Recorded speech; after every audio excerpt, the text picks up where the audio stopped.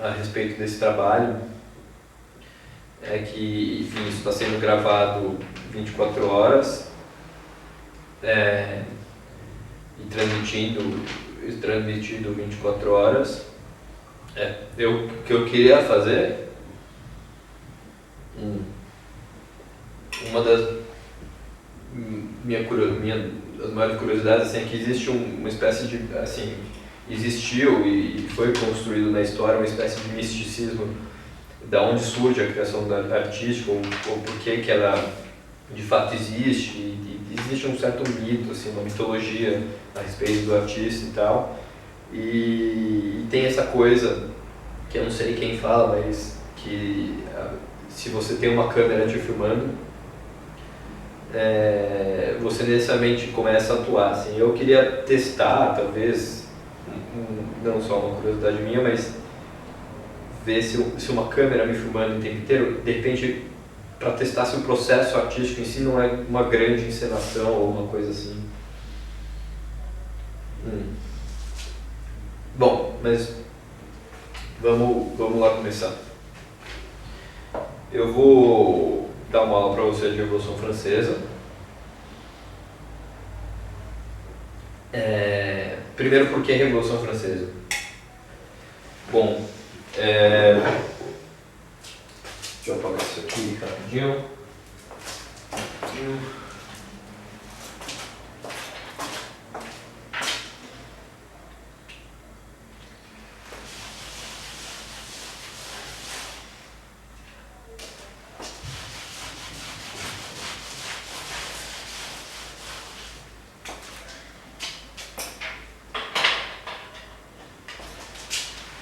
Vamos lá.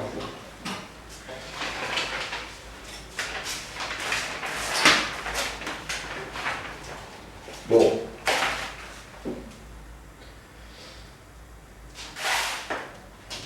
por que a Revolução Francesa? Eu acho que a Revolução Francesa foi o primeiro momento da história que de fato se acreditou que pudesse mudar tudo, assim.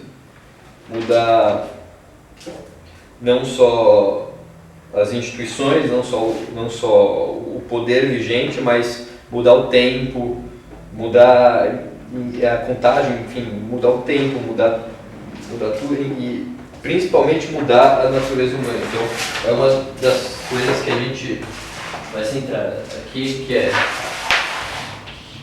a Revolução Francesa. Primeiro, grande tentativa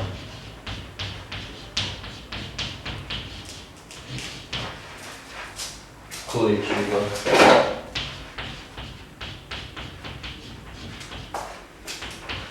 de mudança social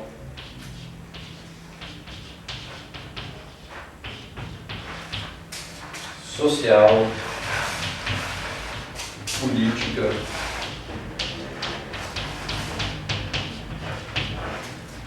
estrutural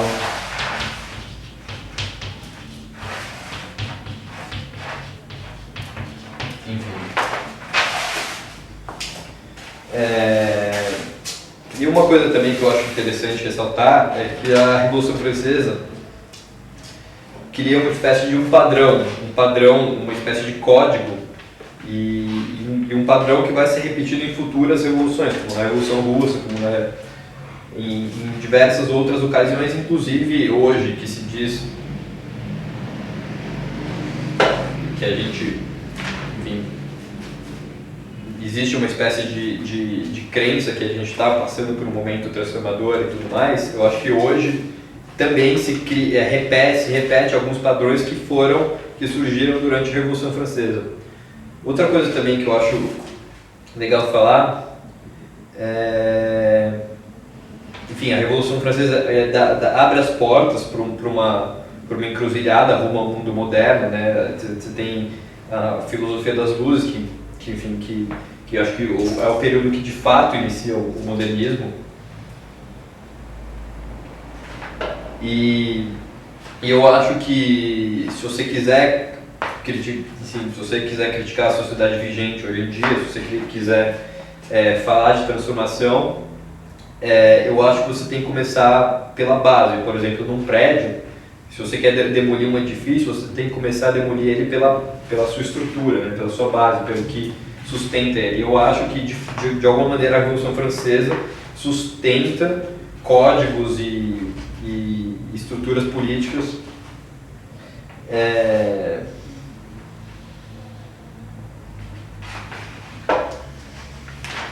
e vigentes hoje em dia.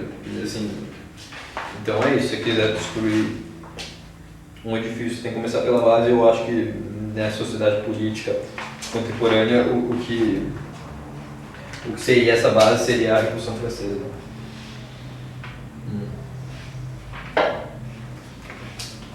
Tem outra coisa interessante que eu acho, é que a Revolução Francesa, assim, dentro do processo histórico de tudo que a gente passou e se tem registro hoje, eu acho que é um momento, tal como Hamlet, do Shakespeare, a hora que o Hamlet encontra o espírito do pai, assim, a hora que ele encontra o espírito do pai, ele tem um contato com um ancestral, um espírito que representa um ancestral, o Father Spirit, um espírito ancestral, e que isso de alguma maneira dá uma diretriz no papel que o protagonista vai seguir na narrativa. Então, a partir a narrativa da história do Hamlet inicia assim a partir da hora que ele encontra o espírito do pai, o Father Spirit. Eu acho que a Revolução Francesa é uma espécie,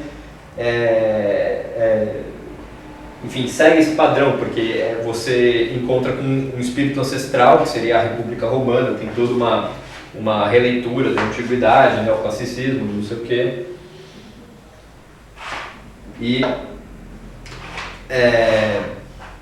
de alguma maneira isso muda a narrativa histórica, intervém no processo histórico de uma maneira enfim, completamente transformadora e dá rumo à caminhada rumo ao mundo moderno, isso que a gente chama de mundo moderno e tal. Então, bom, as primeiras coisas que eu queria falar, mas vamos lá. Em 1770, você tem em Versalhes, ninguém conseguiria prever o evento que estava por vir, em 1970. Luís XIV, antes disso, Versalhes foi construído por Luís XIV, que, enfim, transferiu o Palácio Real de Paris para uma cidade fora dela, a não sei quantos quilômetros dela, e construiu isso, que é essa invenção que foi Versalhes. Então,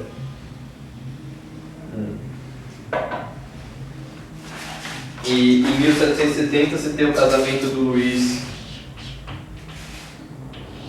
Capeto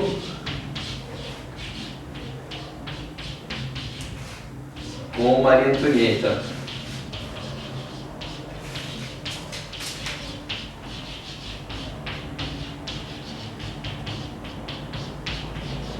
Que representava uma aliança que antes era, enfim, França e Áustria eram inimigos, e agora isso representava pela primeira vez na história uma aliança de fato e tal. E a Maria Antonieta era arquiduquesa, era a filha mais nova da imperatriz da Áustria. E, enfim, a França começa esse laço, essa aliança com a Prússia. E, bom, mais tarde, 8 anos se passam e o casamento ainda de fato não é consumado, porque o que se esperava o herdeiro e tal. E 8 anos se passam e não tem nada de herdeiro, e começam aquelas coisas que todo mundo já conhece, enfim, que você conhece. Se o Luís XVI não consegue ter filho, não sei o que lá. Mas enfim, dentro desse período de 8 anos em que Luís XVI não consegue ter filho e tal, não sei o que, inicia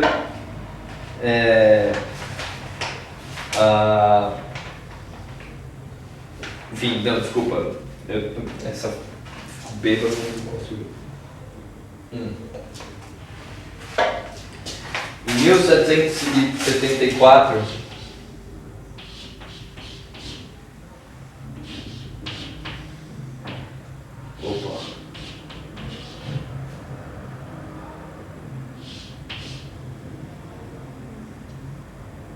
Luís XVI assume o poder, seu avô morre, Luís XV morre e Luís XVI assume o poder. E o que acontece é que 2 anos depois que Luís XVI assume o poder, em 1776, acontece a independência americana.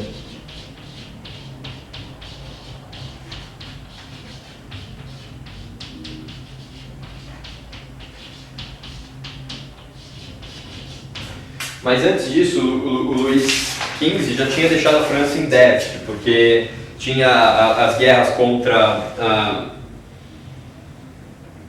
a Inglaterra, que se passaram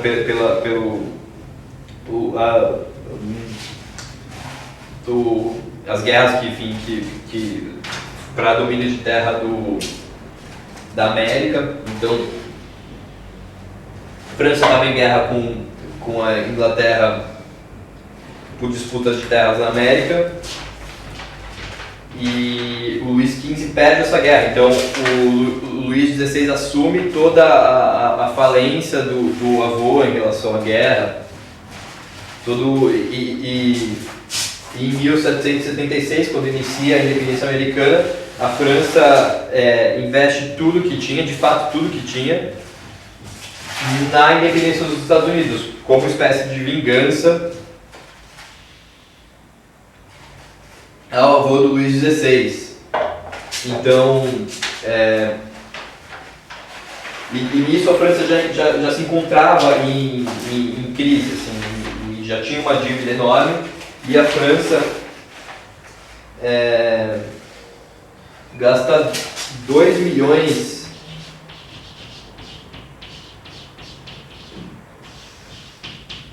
na independência americana. Isso equivalia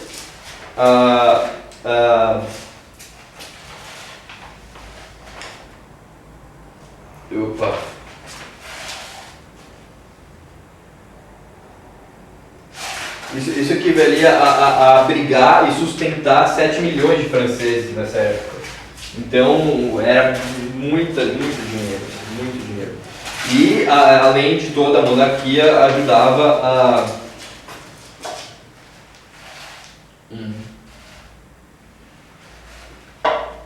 a aumentar esse déficit, né? Então, com aquelas coisas que todo mundo fala, as despesas, Maria Antonieta fazendo milhões de penteados e o caralho, não sei o quê. E essa coisa que enfim. Eu vou passar meio rápido por essa parte, porque eu acho que tipo, é uma espécie de introdução. Eu acho que não vem ao caso eu dar milhões de detalhes sobre isso, mas enfim, o que é importante ressaltar é que a França se encontrava em crise, se tem independência americana,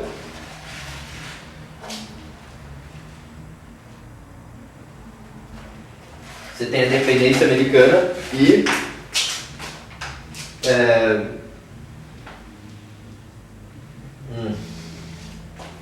é que é foda falar isso.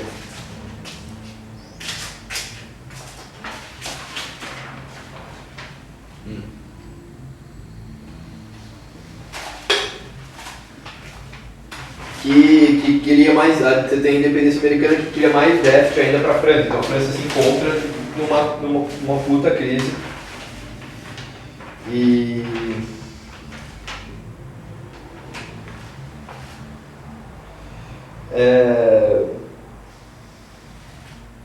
enfim, nessa época já a imprensa era censurada, mas mesmo assim você podia encontrar milhões de artigos sobre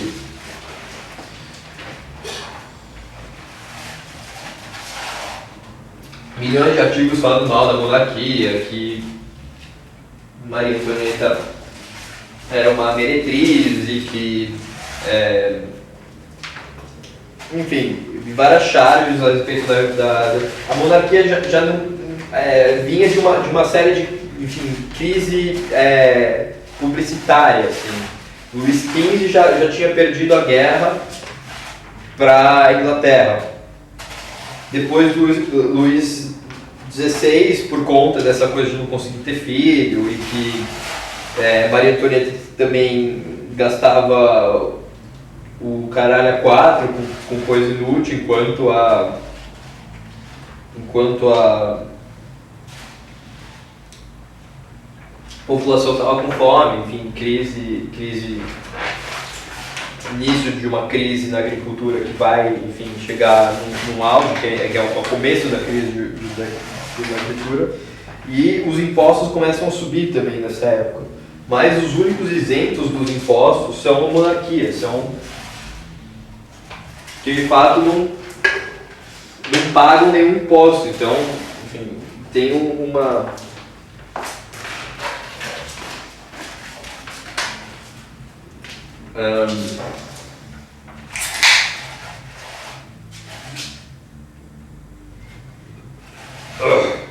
Antônio, desculpa.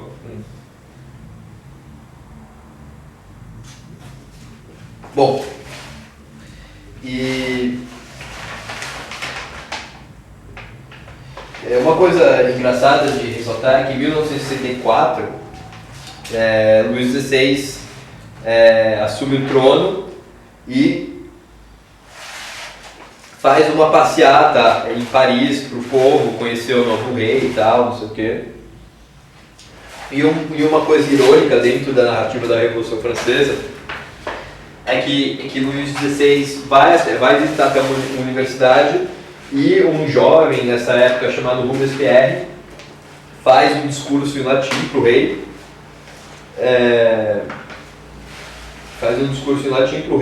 Enfim, eu não sei o que era o discurso, mas uma espécie de prosa, talvez citando alguma coisa assim. E é engraçado, porque Robespierre depois iria se tornar um dos maiores líderes, ou maior líder da Revolução. E você tem esse momento irônico, assim, que é o Robespierre recitando, enfim. Mas beleza. França na crise, depois da independência, depois do apoio à independência dos Estados Unidos, França aumenta ainda mais o seu déficit e cria e entra numa crise profunda. Você começa a ter fome, porque a farinha começa a inflacionar. A França deve milhões de reais, pega dinheiro emprestado dos bancos americanos e começa a dever cada vez mais para os bancos americanos. E em 1788 você tem o inverno mais forte da França dentro de 9 anos. O inverno mais terrível.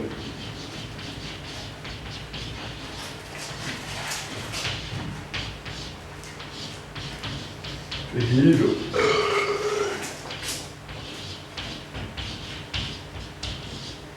E tal, e deixa a França em crise. A França já vinha de crise, tem o preço da farinha está inflacionado, de repente tem uma crise dessas, enfim, inverno e tal, não sei o quê. E deixa a França ainda mais enfim. Mas o que eu queria ressaltar também é que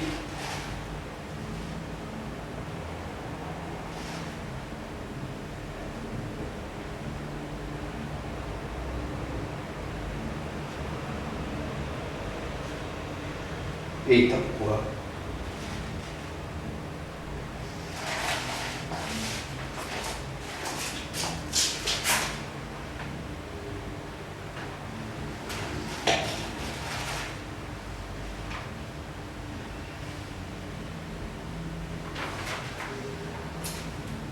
Beleza.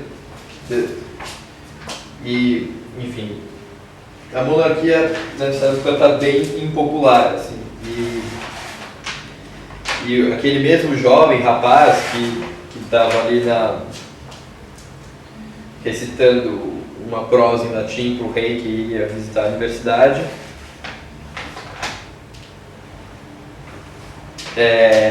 escreve uma notificação escrito: você sabe por que tanta gente necessitada? Pois a faustuosa existência de vocês devora em um dia a substância de 1000 homens. Ou seja, a monarquia, a França estava em crise, a monarquia estava pouco se fudendo. Continuou com aquela vida, enfim, completamente alienada e fora dos problemas, assim, os problemas, a crise na França não chegava na monarquia, mas chegava em peso em Paris e para a população. E você tem que, nessa época, pelo aumento uma coisa importante de ressaltar também é que o pão é um dos alimentos mais importantes para a França nesse período. Então, você mexe no preço do pão, você cria uma crise interna terrível. Então, a farinha estava inflacionada, o pão estava um preço absurdo e era um alimento de base. Assim. Então começa uma espécie de padrão que vai se repetir, que são revoltas assim, que o povo vai, saqueia as padarias, enfim, quebra as padarias. Uma coisa parecida aqui com a gente, com os... Você não sei sabe, mas o pessoal ali sabe que com os blogs, enfim, se cria uma tradição, saquear as padarias nessa época viram como uma espécie de tradição, tal como quebrar as chaves dos bancos e tal. Eita, tô ficando bêbado. Bom, em 1778 o inverno mais longo, escassez de alimentos, preço da farinha disparou. O preço de um pão, de fato, chegou ao preço de um mês de trabalho, assim, para você ter ideia. E a fome na França se transformou em fúria. Então,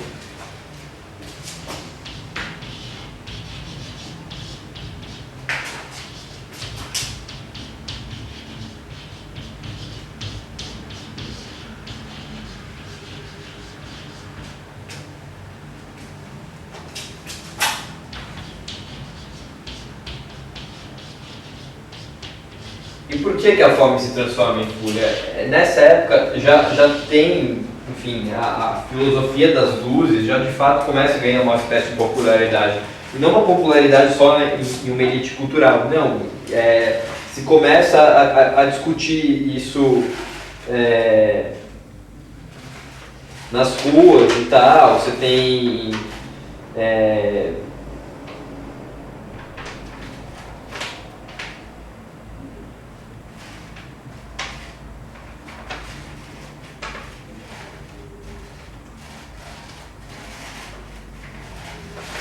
Eita.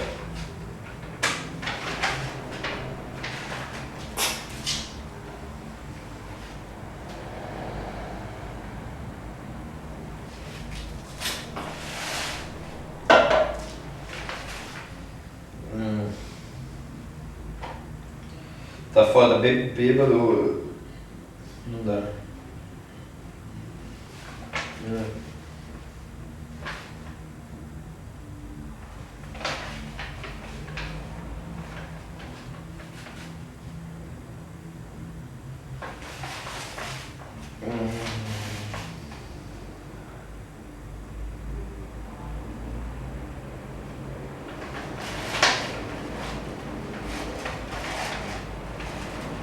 Bom, mas enfim, o iluminismo de fato ganha, se espalha pela população e de fato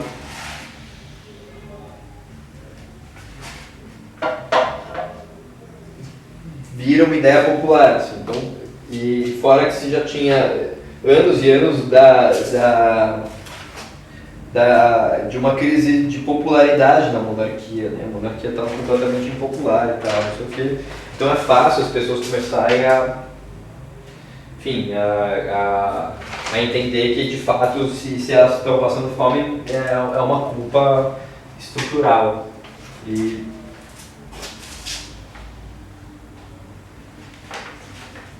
Bom, em 1788,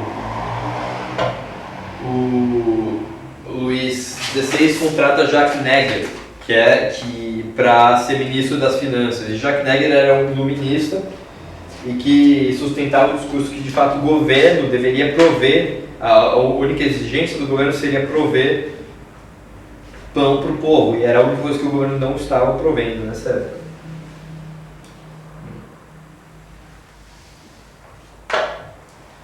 Então, Jacques Neger, iluminista, vira ministro da Finança. E com isso o Luís XVI esperava ganhar uma espécie de popularidade enfim.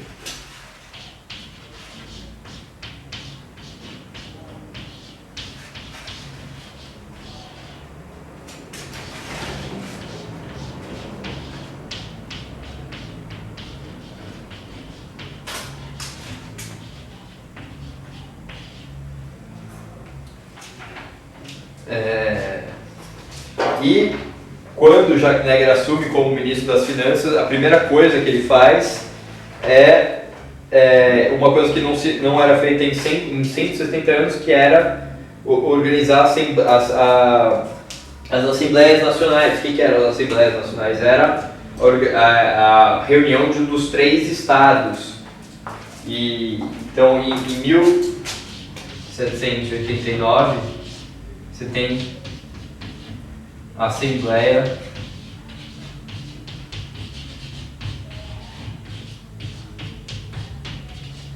Constituinte.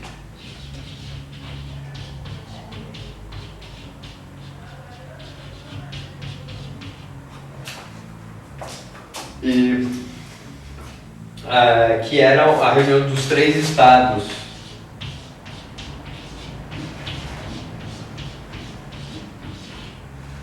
Primeiro, que era, claro, o clero.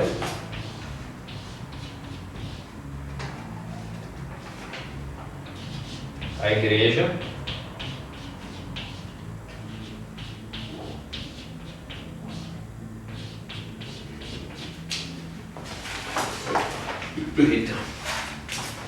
O segundo, que era a nobreza.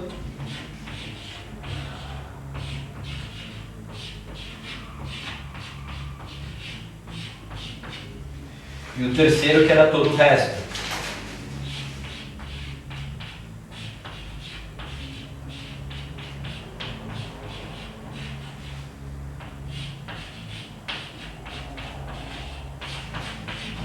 E nessas reuniões,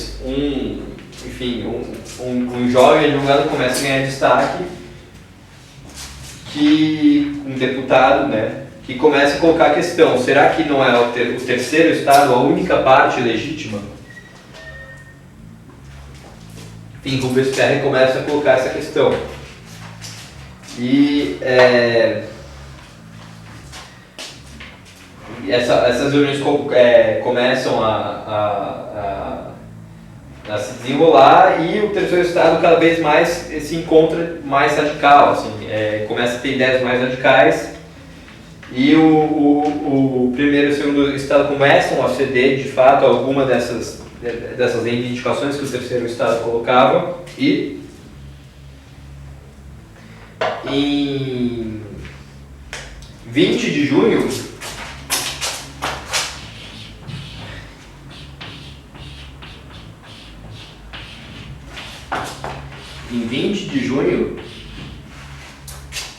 acontece o que foi o evento, quase como o evento que se dá início à Revolução, o primeiro marco da Revolução Francesa, que foi o juramento da quadra de pele. Pele é um jogo que é tipo um paredão, assim. Você joga um paredão com a mão e... tipo, não sei se você já viu na ESPN ou coisa assim, os caras jogando com umas conchas, assim, que a bola vai... É tipo um squash, só que com a mão, assim. E tem o juramento da quadra de pele. O que foi isso?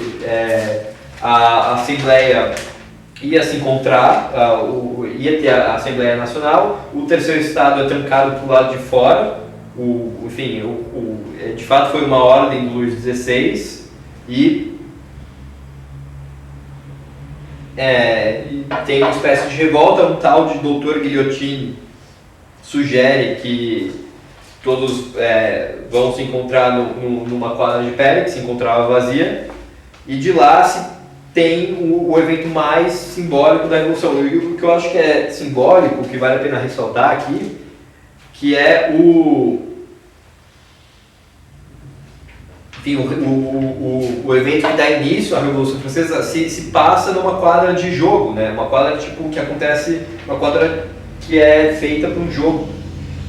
Isso eu acho muito simbólico, assim, de fato, porque é um jogo, né? Mas aí eu deixo a questão.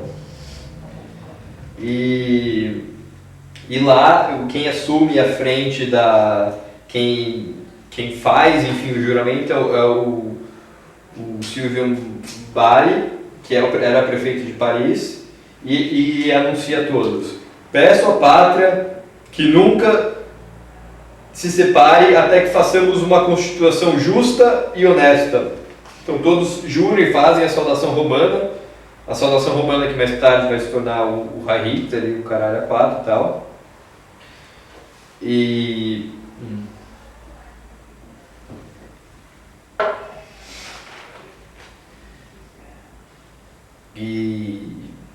Enfim, tem uma coisa, já que a gente está dentro de um trabalho de arte e tal, não sei o que, eu acho que vale a pena ressaltar uma pintura do Davi, que foi feita 4 anos antes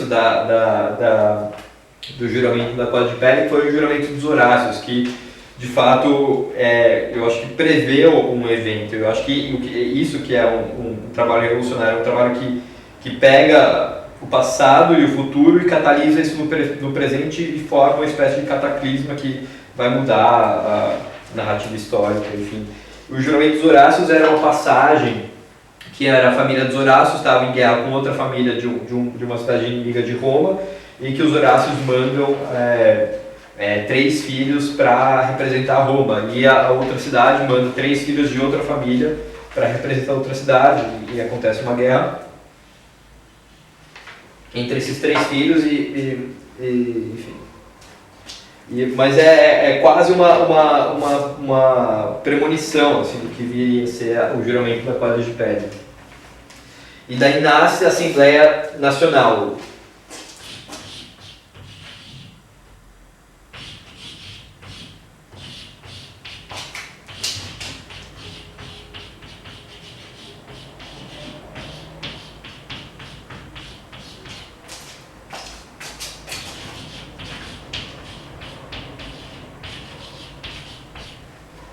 De fato, se inicia uma reforma política na França.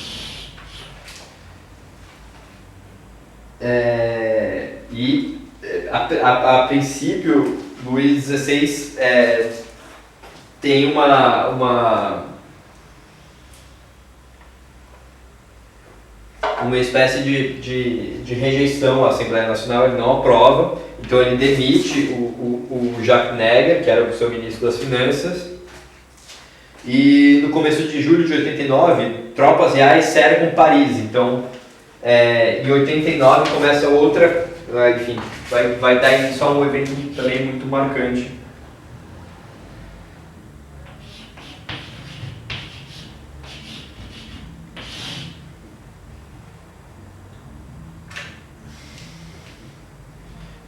Então, em 1789, tropas cercam Paris. Paris fica sobre uma espécie de ameaça. A Assembleia Nacional começa a se sentir ameaçada e se forma entre a população uma nova guarda, as pessoas começam a saquear os quartéis, roubar as armas, mas as armas por enquanto não tinham pólvora, a pólvora se encontrava na Bastilha. Mas é importante ressaltar também, abrir um parênteses, é que dentro dessa revolta, enfim, quando a população... porque o que é interessante é que em 1779 você tem esperança,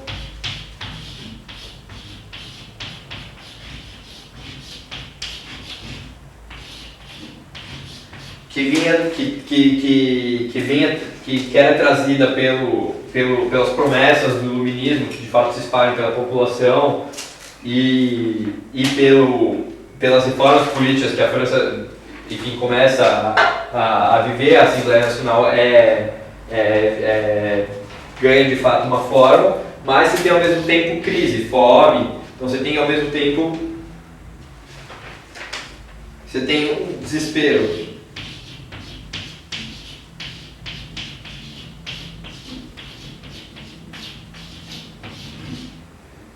E o que eu acho que o que você tem quando você tem esperança somada a desespero? Você tem o equivalente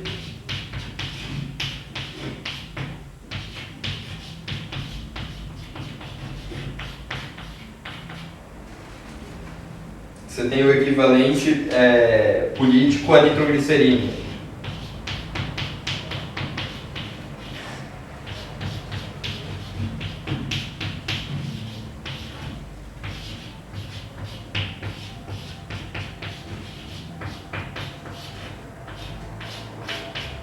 Esperança mais desespero igual ao equivalente político à nitroglicerina.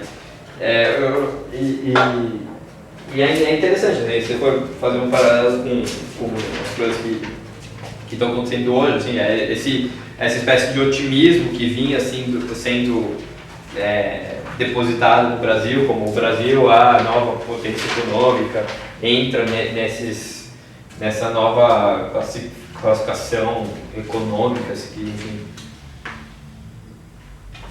você tem promessa de um futuro desenvolvimento econômico, mas você tem várias crises sociais internas que mexem em todas as estruturas, enfim, políticas sociais do país. Você tem, de fato, um equivalente político à nitroglicerina. Você tem junho e todas essas coisas que aconteceram e tal, não sei o que.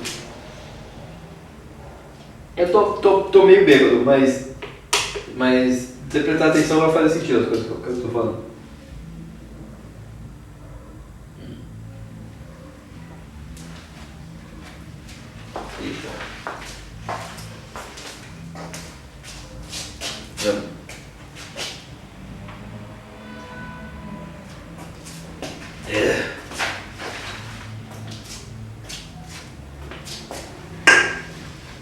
Bom, continuando.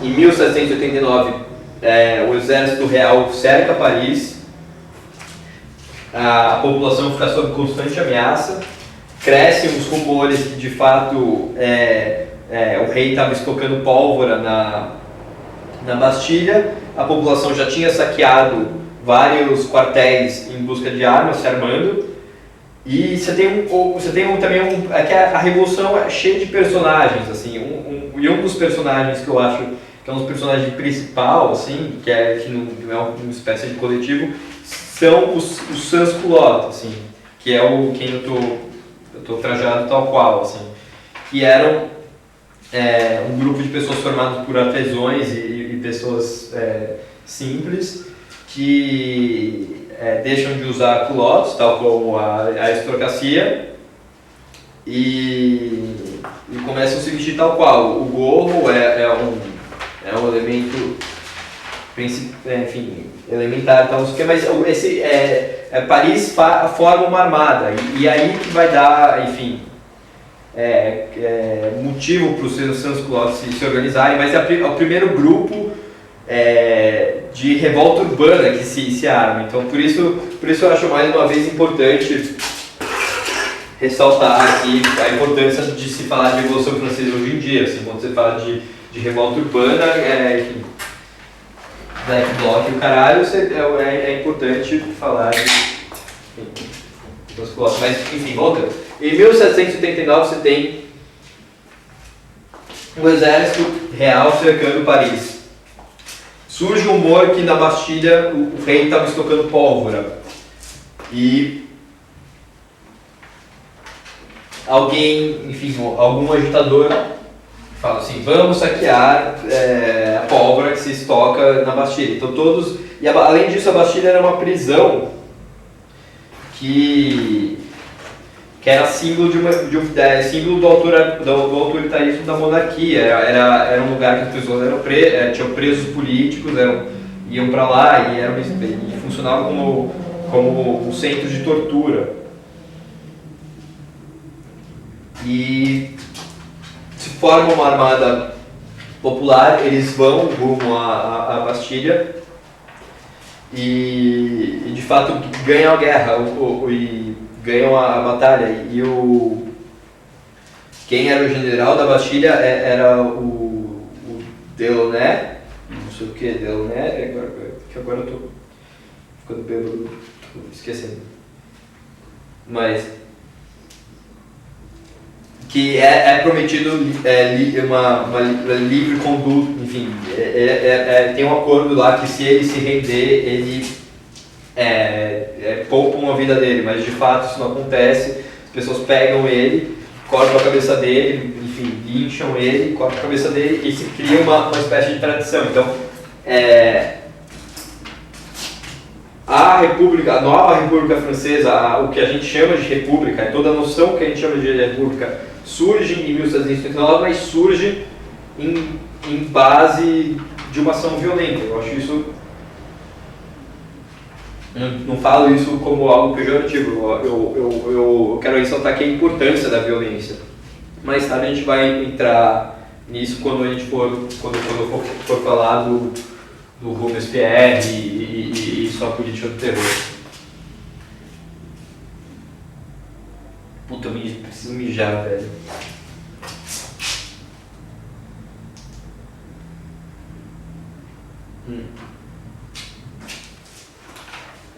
Mas vamos lá.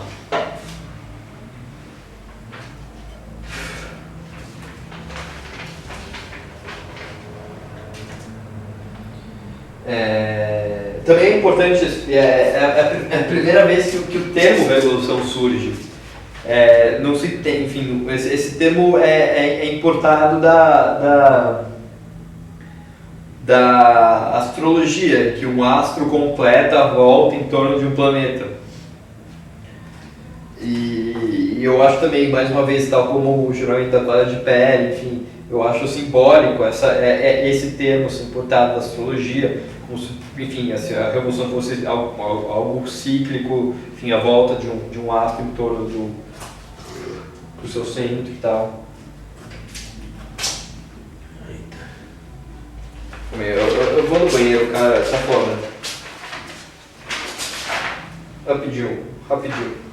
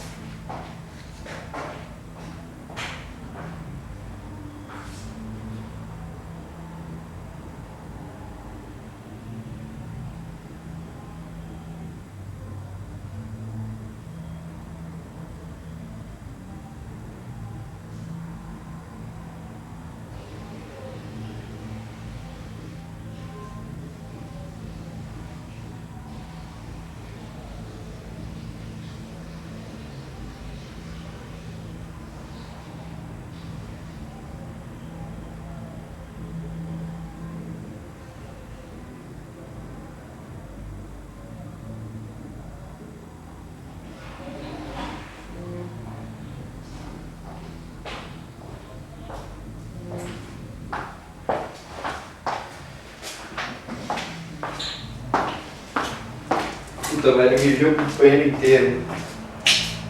Deixei tudo mijado. Puta que pariu.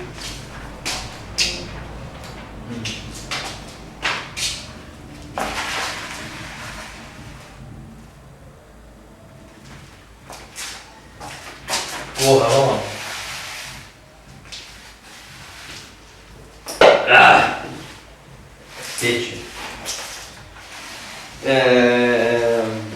tomar a Bastilha. A gente já falou sobre juramento da Cortes, nasce uma Assembleia Nacional, tomada da Bastilha, termo Revolução surge, e uma coisa também, após a tomada da Bastilha, vamos lá continuar, você tem a demolição do monumento. De fato, a população toma consciência de que, de fato, eles são protagonistas de uma narrativa histórica. Então, se eles quiserem reescrever o passado ou redirecionar o que a gente tem por futuro, eles podem isso. Então, de fato, enfim, se não tinha pólvora em quantidade abundante, tal como na época, eles demolem a Bastilha tijolo por tijolo. Então, é um processo completamente lento, era uma coisa gigantesca, e tijolo por tijolo a Bastilha é demolida. E os tijolos começam a ser vendidos como uma espécie de souvenir, assim. Que eu acho interessante e tal. Mas,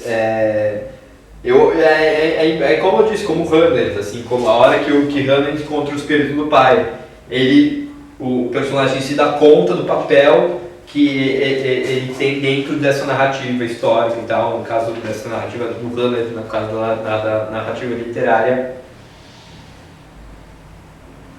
E...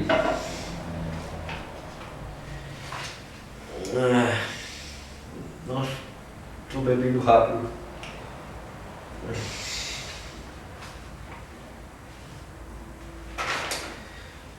Beleza. Se cria uma nova Constituição.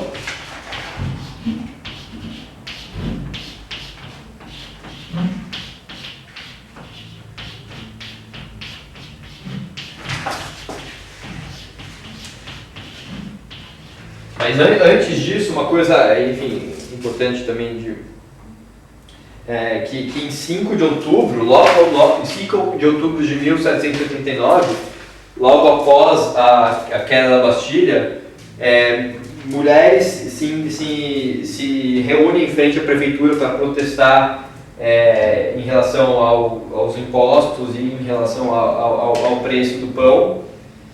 E alguns, enfim, não se sabe de fato o motivo, assim, enfim, o motivo aqui não falta, na verdade, mas dentro disso, se iniciou uma espécie de revolta na frente da prefeitura, mas se desencadeou isso, a população foi rumo a Versalhes. Essas mulheres que estavam protestando contra o aumento do pão vão rumo a Versalhes.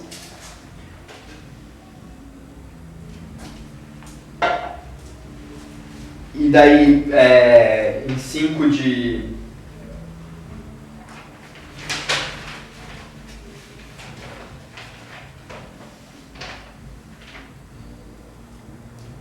Em 5 de outubro, de noite, já se encontra uma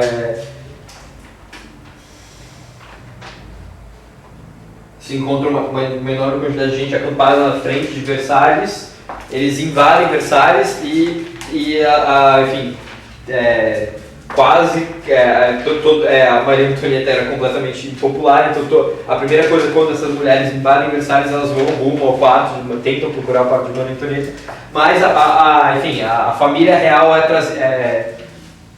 se traz a família real para Paris como prisioneiros. Família real é levada a Paris. Uma coisa que eu acho interessante também ressaltar é o caráter teatral espetacular, assim, da Revolução, que sem isso, de fato, ela não ia acontecer. A família real é trazida para Paris, mas como que isso acontece? Os guardas da família real são decapitados.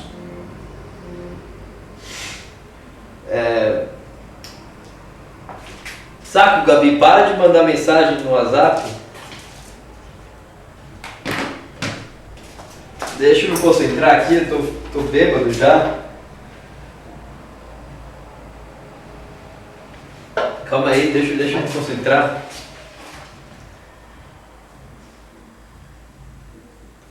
Mas fica aí, presta atenção. Presta atenção. É isso aí. Família real é levada para trás, mas como que isso acontece? Assim, eles decapitam todos os guardas reais, maqueiam a cara dos guardas e exibem numa lança, assim, como uma espécie de procissão. Então a família real é escoltada rumo a Paris com os guardas, enfim, eu acho o logo maquiado, assim, porque, enfim. E Versalhes é tomada. E aí, de fato, a Assembleia Nacional ganha o rei, enfim, é um rei que continua sendo rei, é um rei considerado um rei cidadão, mas a Assembleia Nacional, enfim, ganha.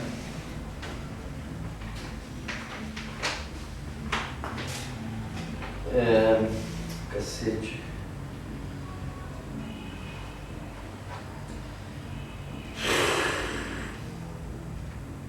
Isso cria uma nova Constituição, que é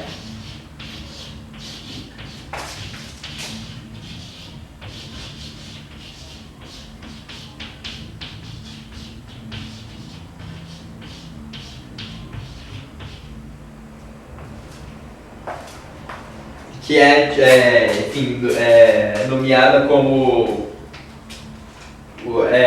os direitos do homem, né?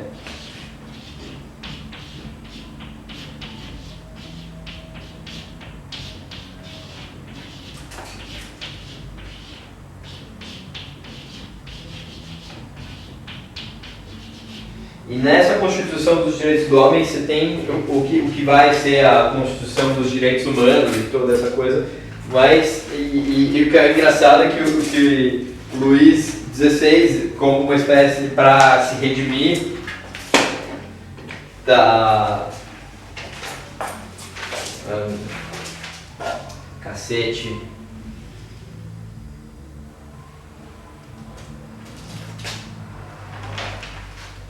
É que eu não comi nada.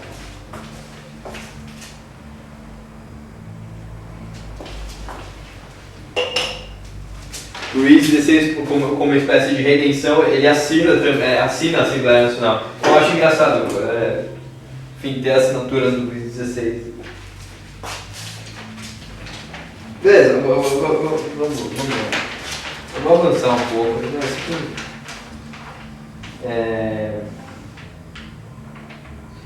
E aí Robespierre também começa a ganhar mais importância política. Ele exige o fim da censura, então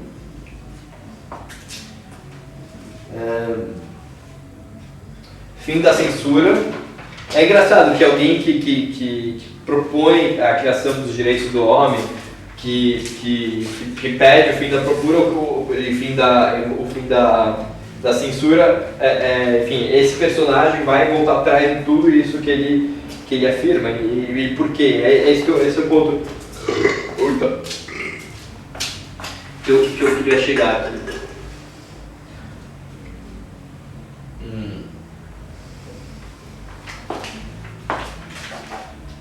Mas assim, vamos lá. Robespierre exige o fim da censura, então, porque antes a imprensa era censurada e tal, então agora a imprensa é livre. Você tem esse grande otimismo assim, nessa época.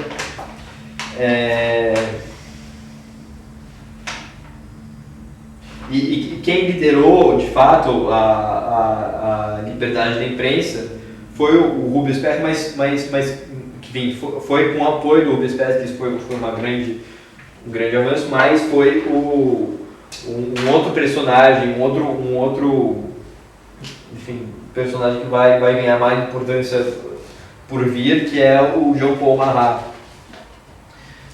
Que o Marat, que vinha de várias carreiras não sucedidas, já foi inventor, já tinha sido escritor e por condições financeiras já teve que morar nos esgotos de Paris. Quando ele estava morando nos esgotos de Paris, ele contraiu uma doença de pele, uma sífilis intensa, que levou... Ai, cacete, tô ficando bêbado.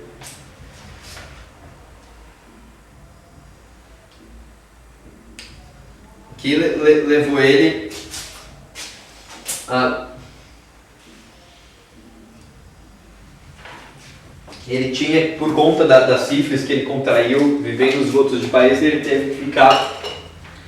ele tinha que ficar em banhos medicinais o tempo inteiro. Então, enfim, ficava lá na banheira. Daí todo mundo conhece a pintura do Davi, que ele fica na banheira, tipo, tal como Cristo e tal. Sim.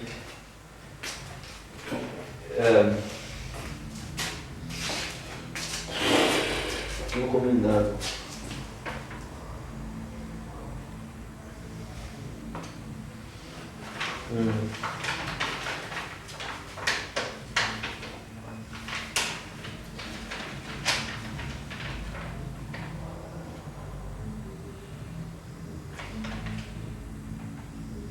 Bom, isso a gente está falando em 1790, que aí também já tem um grupo já bem definido, assim, que são os jacobinos, que se encontravam no monastério chamado Jacobino, por isso esse nome. Você já tem uma espécie de dentro da Assembleia Nacional, você já começa a ter uma divisão de grupos, assim, o que seria o que a gente hoje chama de esquerda e direita.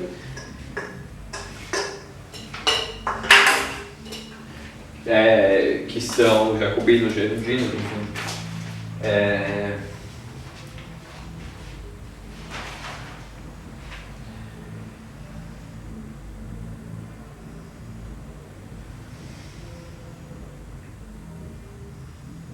Mas em 1791, em 1791,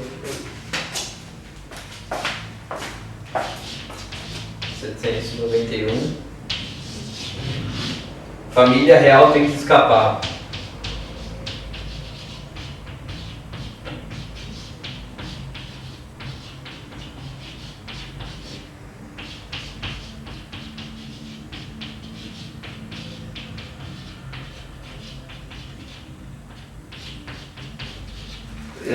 Luís XVI se dá conta que de fato ele precisa restaurar a posição política dele em relação ao país, mas ele só conseguiria fazer isso de fato fora do país.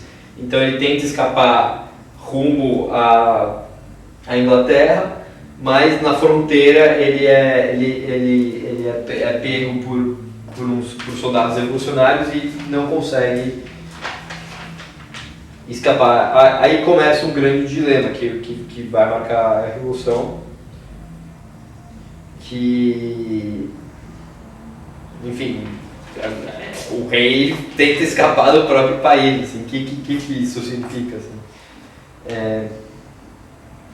E nessa época também já se discutia a destruição de todos os requisitos da herança medieval, enfim, fim da igreja, já se discutia isso, assim. Então, como é que a gente se faz uma revolução? A revolução pode continuar com um rei vivo? Sim, essa questão começa a ser discutida. E daí, mas ao mesmo tempo que isso começa a ser discutido, você tem um cara que é o Robespierre, que está discutindo o fim da escravidão nas ilhas ocidentais da França, está discutindo o fim da pena de morte, e enfim. Mas nessa época, o tal Dr. Guillotine, que é o mesmo que sugeriu o encontro na quadra de pele, cria-se um novo mecanismo, assim, porque o rei é pego e os guardas reais são tidos como traidor, mas não guilhotinam o rei. Mas enfim, a guilhotina surge em 1791 para guilhotinar, assim, quem estreia a guilhotina são os reis, são os guardas reais, e se a gente está tentando criar uma sociedade igualitária, enfim, e o cacete, a gente é igual na vida e igual na morte. Então se cria um mecanismo de igualdade na morte.